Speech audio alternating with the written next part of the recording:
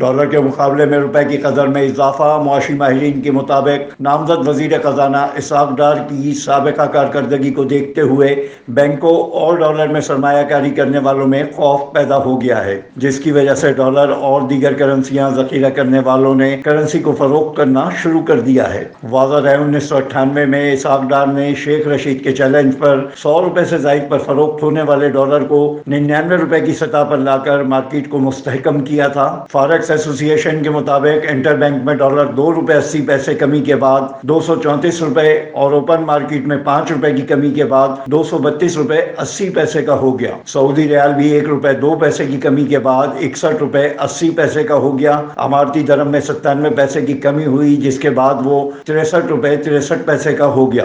Euro کی قدر میں 2 روپے کی کمی کے بعد یورو 226 روپے 20 پیسے کا ہو گیا۔ سیلاب کی وجہ سے عالمی ڈونرز نے بھی امداد ڈالرز میں دینے کا فیصلہ کیا ہے، جس کی وجہ سے مستقبل میں ڈالر 170 روپے سے 180 روپے تک رہنے کی امید ہے۔ Afzal Khan, C110 news, Karachi.